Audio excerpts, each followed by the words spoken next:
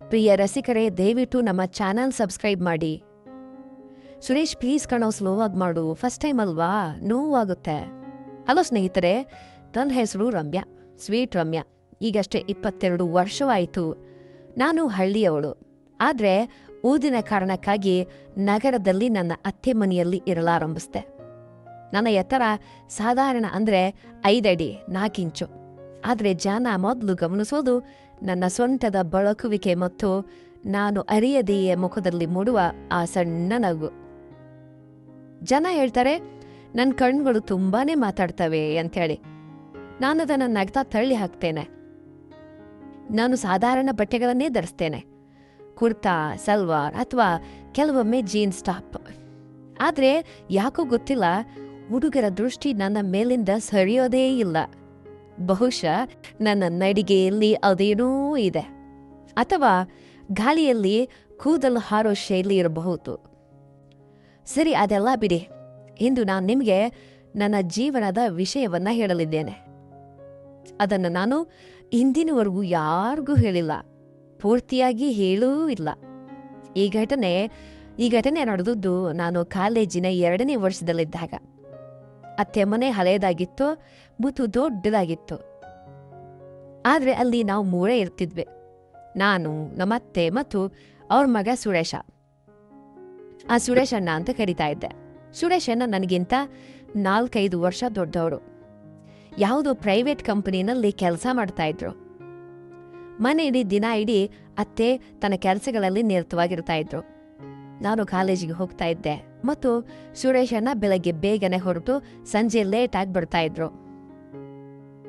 ಅದೊಂದು ಸಂಜೆ ಮಾತು.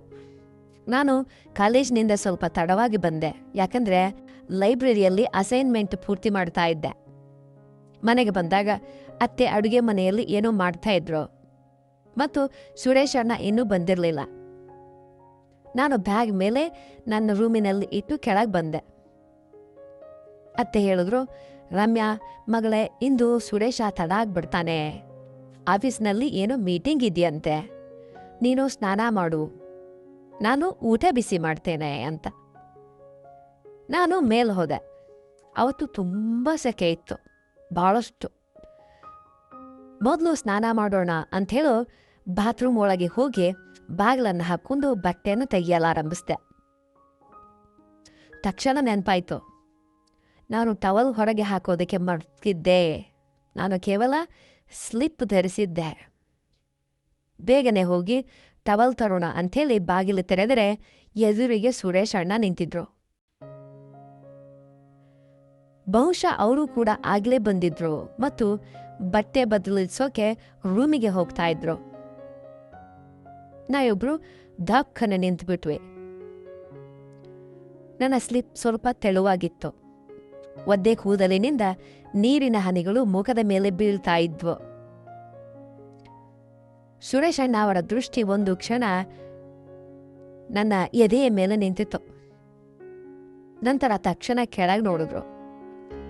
ಸಾರಿ ರಮ್ಯಾ, ನೀನು ಇಲ್ಲಿದ್ಯಾ ಅಂಥೇಳಿ ನನಗೆ ಗೊತ್ತಿರಲಿಲ್ಲ ಅಂಥೇಳಿ ತಡಬಡಾಯಿಸಿದ್ರು. ನಾನು ನಗುತ್ತಾ ಹೇಳ್ದೆ, ಪರವಾಗಿಲ್ಲ ಅಣ್ಣ, ನಾನೇ ಟವೆಲ್ ಮಾಡ್ತಿದ್ದೆ, ನೀವು ಬಟ್ಟೆ ಬದಲಿಸ್ಕೊಳ್ಳಿ, ನಾನು 2 ನಿಮಿಷದಲ್ಲಿ ಬರ್ತೇನೆ ಅಂಥೇಳಿ ಟವೆಲ್ ತೆಗೆದುಕೊಂಡು ಮತ್ತೆ ಬಾತ್ರೂಮ್ ಒಳಗಡೆ ನಾನು ಹೋಗ್ಬಿಟ್ಟೆ. ನನ್ನ ಹೃದಯ ಸ್ವಲ್ಪ ಜೋರಾಗಿ ಬಡಿತಾ ಇತ್ತು. ಯಾಕೋ ಗೊತ್ತಿಲ್ಲ, ಬಹುಶಃ ಮೊದಲ ಬಾರಿ ಅನ್ಸುತ್ತೆ ಒಬ್ಬ ಹುಡುಗನ ಮುಂದೆ ಹಾಗೆ ನಿಂತಿದ್ದೆ ನಾನು. ಸ್ನಾನ ಮಾಡಿ ಕೆಳಗಡೆ ಬಂದಾಗ ಸುರೇಶ್ ಅಣ್ಣ ಸೋಫಾ ಮೇಲೆ ಕೂತು ಮೊಬೈಲ್ ನೋಡ್ತಾ ಇದ್ರು. ನಾನು ಸಾಧಾರಣ ಚೂಡಿದಾರನ್ನು ಧರಿಸಿದ್ದೆ, ಆದರೆ ಅದರ ಕುತ್ತಿಗೆಯ ವಿನ್ಯಾಸ ಸ್ವಲ್ಪ ಡೀಪ್ ಆಗಿತ್ತು. ನಾನು ಅವರ ಹತ್ರ ಕುಳಿತೆ. ನಮ್ಮತ್ತೆ ಇನ್ನ ಅಡುಗೆ ಮನೆಯಲ್ಲಿದ್ರು.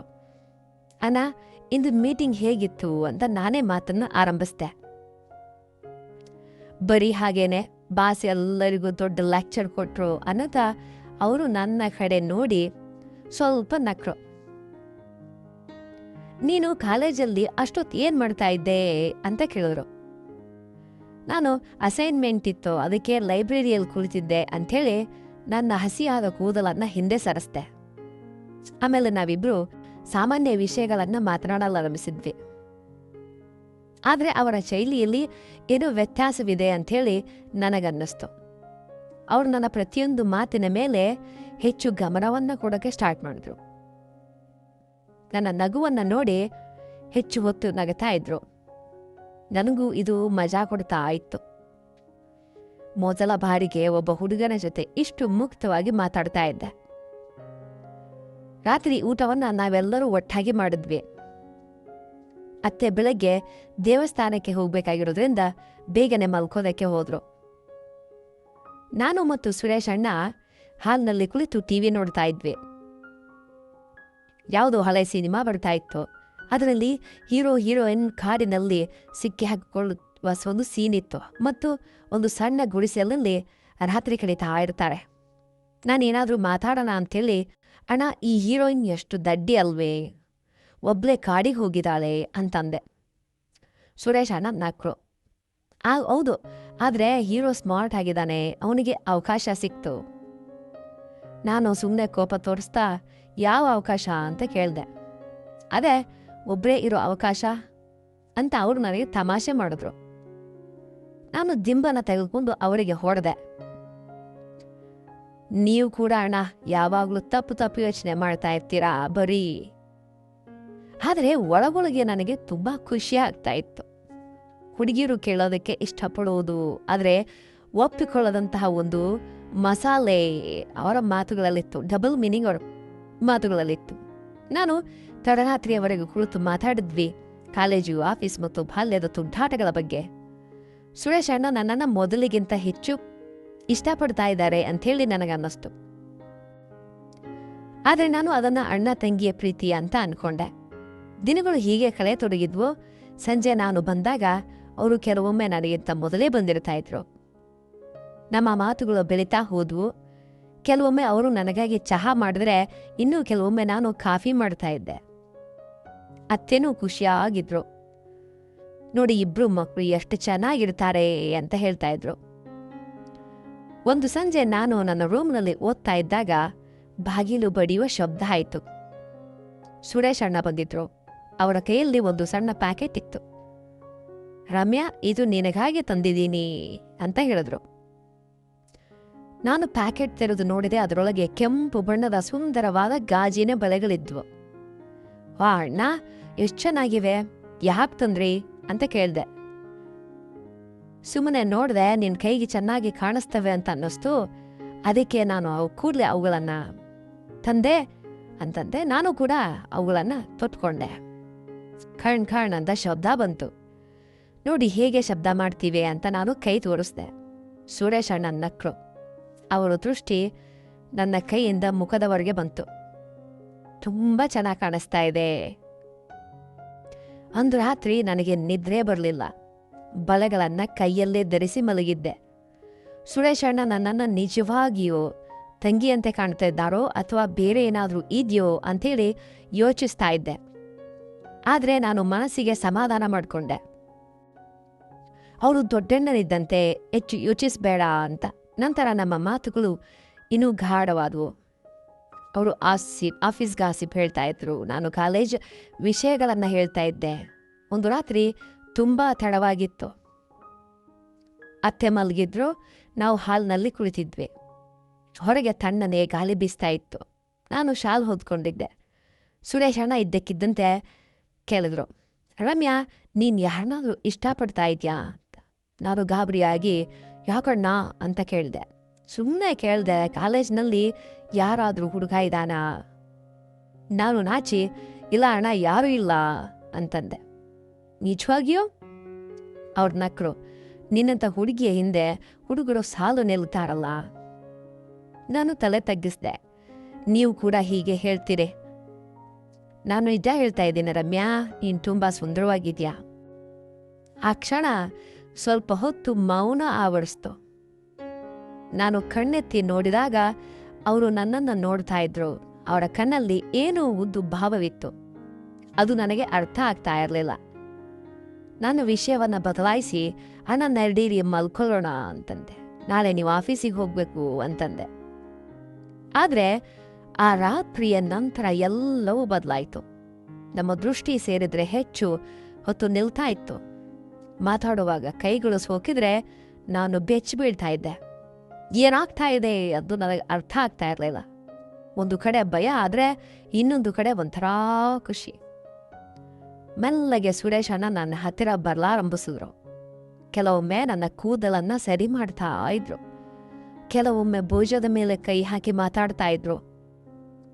ನಾನು ಅವರನ್ನ ತಡಿತಾ ಇರಲಿಲ್ಲ. ನನಗೂ ಅದು ಇಷ್ಟ ಆಗ್ತಾ ಇತ್ತು. ಆದರೆ ಅತಿರೇಕಕ್ಕೆ ಹೋಗೋದಕ್ಕೆ ನಾನು ಬಿಡಲಿಲ್ಲ. ಆ ಸಣ್ಣ ಸ್ಪರ್ಶ, ಆ ದೃಷ್ಟಿ ಮತ್ತು ಆ ನಗು. ಒಂದು ದಿನ ಅತ್ತೆ ತವರಿಗೆ ಹೋಗ್ಬೇಕಾಯ್ತು. 3-4 ದಿನಗಳಿಗಾಗಿ ಮನೆಯಲ್ಲಿ ನಾನು ಮತ್ತು ಸುರೇಶ್ ಅಣ್ಣ ನಾವಿಬ್ಬರೇ ಮಾತ್ರ ಇದ್ವಿ. ಮೊದಲು ಸಂಜೆ ಸ್ವಲ್ಪ ವಿಚಿತ್ರ ಅನಿಸ್ತು. ನಾನು ಅಡಿಗೆ ಮಾಡಿದೆ, ಒಟ್ಟಿಗೆ ಊಟ ಮಾಡಿದ್ವಿ. ನಂತರ ಹಾಲ್ನಲ್ಲಿ ಕುಳಿತಾಗ ಸುರೇಶ್ ಅಣ್ಣ ಇವತ್ತು ಒಂದು ಸಿನಿಮಾ ನೋಡೋಣವಾ ಅಂತ ಅಂದ್ರು. ನಾನು ಕೂಡ ಸರಿ ಅಂತಂದೆ. ನಾವು ಒಂದು ರೊಮ್ಯಾಂಟಿಕ್ ಸಿನಿಮಾ ಹಾಕಿದ್ವಿ. ಆ ಸಿನಿಮಾದಲ್ಲಿ ಅಂತಹ ದೃಶ್ಯಗಳಿದ್ವು. ನನಗೆ ಸ್ವಲ್ಪ ಮುಜುಗರ ಆಗ್ತಾ ಇತ್ತು. ಸುರೇಶ್ ಅಣ್ಣ ಹತ್ತಿರವೇ ಕುಳಿತಿದ್ರು. ಇದ್ದಕ್ಕಿದ್ದಂತೆ ಅವರು ನನ್ನ ಕೈ ಮೇಲೆ ಕೈ ಇಟ್ರು. ನಾನು ಕೈ ತೆರೆಯಲಿಲ್ಲ. ಸಿನಿಮಾ ಮುಗೀತು. ಲೈಟ್ಸ್ ಆಫ್ ಆಗಿತ್ತು. ಬರೀ ಟಿವಿಯ ಬೆಳಕಿತ್ತು.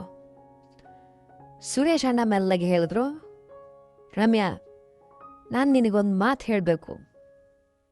ನನ್ನ ಹೃದಯ ಜೋರಾಗಿ ಬಡಿತಾ ಇತ್ತು.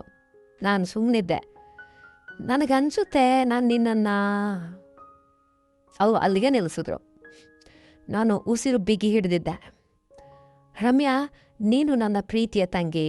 ಆದರೆ ತಂಗಿಗಿಂತಲೂ ಹೆಚ್ಚಾಗಿ ನಾನು ತಕ್ಷಣ ಎದ್ದು ನಿಂತಿದ್ದೆ. ಅಣ್ಣ, ನೀವಿದೇನು ಹೇಳ್ತಾ ಇದ್ದೀರಾ? ನಾನು ನಿಜ ಹೇಳ್ತಾ ಇದ್ದೇನೆ. ಎಷ್ಟೋ ದಿನಗಳಿಂದ ಯೋಚಿಸ್ತಾ ಇದ್ದೆ, ಇದು ತಪ್ಪು ಅಂತ ಗೊತ್ತು, ಆದರೆ ನನಗೆ ತಡೆಯೋದಕ್ಕೆ ಆಗ್ತಾ ಇಲ್ಲ ಅಂದ. ನಾನು ಅಳಲಾರಂಭಿಸಿದೆ. ಅಣ್ಣ ಪ್ಲೀಸ್, ನಾವು ತಪ್ಪು ಮಾಡ್ತಾ ಇದ್ದೇವೆ. ನೀವು ನನಗೆ ಅಣ್ಣನಿದ್ದಂತೆ. ಅವರು ಕೂಡ ಗಾಬರಿಯಾದರು. ಸಾರಿ ರಮ್ಯಾ, ನೀನು ಕೂಡ ಬಹುಶಃ ಇಷ್ಟಪಡ್ತಾ ಇದ್ಯಾ ಅಂಥೇಳಿ ನಾನು ಅಂದ್ಕೊಂಡೆ. ನಾನು ಮೇಲೆ ನನ್ನ ರೂಮಿಗೆ ಓಡಿ ಹೋಗಿ ಬಾಗಿಲು ಹಾಕ್ಕೊಂಡೆ. ಇಡೀ ರಾತ್ರಿ ನಿದ್ರೆ ಮಾಡಲಿಲ್ಲ. ಬೆಳಗ್ಗೆ ಸುರೇಶ್ ಅಣ್ಣ ಬಾಗಿಲು ಬಡಿದ್ರು. ನಾನು ತೆರೆದಾಗ ಅವರು ತುಂಬ ಬೇಜಾರಲ್ಲಿದ್ರು. ರಮ್ಯಾ, ನಾನು ಹೋಗ್ತಾ ಇದ್ದೇನೆ. ಅಮ್ಮ ಬರುವವರೆಗೂ ಫ್ರೆಂಡ್ ಮನೇಲಿರ್ತೇನೆ. ನಾನು ಒಂದು ದೊಡ್ಡ ತಪ್ಪನ್ನ ಮಾಡಿದ್ದೀನಿ, ಕ್ಷಮಿಸು ಅಂತ ಹೇಳ್ದ. ಅದಕ್ಕೆ ನಾನೇನು ಮಾತಾಡಲಿಲ್ಲ. ಅವರು ಹೊರಟೋದ್ರು. ಒಂದು 3 ದಿನಗಳ ನಂತರ ನಮ್ಮ ಅತ್ತೆ ಬಂದ್ರು. ನಾನು ಏನನ್ನೂ ಹೇಳಲಿಲ್ಲ. ಸುರೇಶ್ ಅಣ್ಣ ಕೂಡ ಬಂದ್ರು. ಆದರೆ ಈಗ ಎಲ್ಲವೂ ಬದಲಾಗಿತ್ತು. ನಾವು ಒಬ್ಬರನ್ನೊಬ್ರು ನೋಡುವುದಕ್ಕೆ ಹಿಂಜರಿತಾ ಇದ್ದೀವಿ. ಭಯ ಆಗ್ತಾ ಇತ್ತು. ಮಾತು ಕಡಿಮೆ ಆಯಿತು. ನಾನು ಕಾಲೇಜಿನಲ್ಲಿ ಬ್ಯುಸಿ ಆಗ್ಬಿಟ್ಟೆ. ಸುರೇಶ್ ಅಣ್ಣ ಆಫೀಸ್ ಕೆಲಸದಲ್ಲಿ ಮುಳುಗಿದ್ರು. ಕೆಲವು ತಿಂಗಳ ನಂತರ ನನಗೆ ಒಳ್ಳೆಯದು ಒಂದು ಕಂಪನಿಯಲ್ಲಿ ಕೆಲಸ ಸಿಕ್ತು. ನಾನು ಬೇರೆ ನಗರಕ್ಕೆ ಹೋದೆ. ಸುರೇಶ್ ಅಣ್ಣ ಅವರ ಜೊತೆ ಕೆಲವೊಮ್ಮೆ ಫೋನ್ನಲ್ಲಿ ಮಾತಾಡ್ತಾ ಇತ್ತು. ಅವಾಗ ಫೋನ್ನಲ್ಲಿ ಮಾತಾಡ್ತಾ ಇದ್ವಿ. ಆದರೆ ಅದು ಕೇವಲ ಔಪಚಾರಿಕವಾಗಿತ್ತು. ಇಂದು ನಾನು ಹಿಂತಿರುಗಿ ನೋಡಿದಾಗ ಆ ಕ್ಷಣಗಳು ಎಷ್ಟು ನಾಜೂಕಾಗಿದ್ದವು ಅನ್ನೋದು ಅರ್ಥ ಆಗುತ್ತೆ. ಒಂದು ತಪ್ಪು ಹೆಜ್ಜೆ ಜೀವನವನ್ನೇ ಹಾಳು ಮಾಡ್ತಾ ಇತ್ತು. ಆದರೆ ನಾವಿಬ್ರು ಅದನ್ನ ಸಂಭಾಳಿಸಿದ್ವಿ, ಕಂಟ್ರೋಲ್ ಮಾಡಿದ್ವಿ. ಮನಸ್ಸಿನ ಕೈಗೆ ಬುದ್ಧಿ ಕೊಡಲಿಲ್ಲ. ಸುರೇಶ್ ಅಣ್ಣ ಅವರಿಗೆ ಈಗ ಮದುವೆ ಆಗಿದೆ. ಅವರ ಹೆಂಡತಿ ತುಂಬ ಒಳ್ಳೆಯವರು. ನಾನು ಕೂಡ ನನ್ನ ಜೀವನದಲ್ಲಿ ಖುಷಿಯಾಗಿದ್ದೇನೆ. ಕೆಲವೊಮ್ಮೆ ಆ ಹಳೆಯ ದಿನಗಳು ನೆನಪಾದಾಗ ನಗು ಬರುತ್ತವೆ. ಆ ಕೆಂಪು ಬಳೆಗಳು ಇಂದಿಗೂ ನನ್ನ ಬಳಿ ಇವೆ. ಕೆಲವೊಮ್ಮೆ ಅವುಗಳನ್ನು ಧರಿಸುತ್ತೇನೆ. ಆ ಒಂದು ಕಣ್ ಶಬ್ದ ಕೇಳಿದಾಗ ನನಗೆ ಜೀವನ ಎಷ್ಟೊಂದು ವಿಚಿತ್ರ ಅನ್ಸೋಕೆ ಶುರು ಮಾಡುತ್ತೆ. ಸ್ವಲ್ಪ ಭಯ ಮತ್ತು ಕೊನೆಯಲ್ಲಿ ಒಂದು ಪಾಠ. ಅಷ್ಟೇ ನನ್ನ ಕತೆ. ಅರ್ಥವಾದವರಿಗೆ ಅರ್ಥ ಆಗಿದೆ ಅನ್ಕೊಂತೀನಿ. ಆಗದವರಿಗೆ ಮುಂದಿನ ಬಾರಿ ಏನಾದರೂ ಹೇಳ್ತೇನೆ. ಈಗ ನೀವು ಹೇಳಿ, ನಿಮಗೆ ನಿಮ್ಮ ಜೀವನದಲ್ಲಿ ಈ ಕತೆ ಹೇಗನ್ನಿಸ್ತು? ನಿಮ್ಮ ಈ ಕತೆ ತುಂಬ ಜೀವನಕ್ಕೆ ಹತ್ತಿರವಾಗಿದೆ. ನೀವು ಕೂಡ ಈ ಥರದ ಒಂದು ಜೀವನವನ್ನು ಅನುಭವಿಸಿರ್ತೀರಿ. ಆಗ ನೀವೇನು ಮಾಡಿದ್ರಿ ಅನ್ನೋದನ್ನು ಕಮೆಂಟ್ ಬಾಕ್ಸ್ನಲ್ಲಿ ತಿಳಿಯಿರಿ. ಇನ್ನೂ ಚೆನ್ನಾಗಿರುವ ಒಂದು ಕಥೆಯೊಂದಿಗೆ ಭೇಟಿಯಾಗೋಣ. ನಮ್ಮ ಚಾನಲನ್ನು ದಯವಿಟ್ಟು ಸಬ್ಸ್ಕ್ರೈಬ್ ಮಾಡಿ, ಲೈಕ್ ಮಾಡಿ, ಶೇರ್ ಮಾಡಿ. ಧನ್ಯವಾದಗಳು.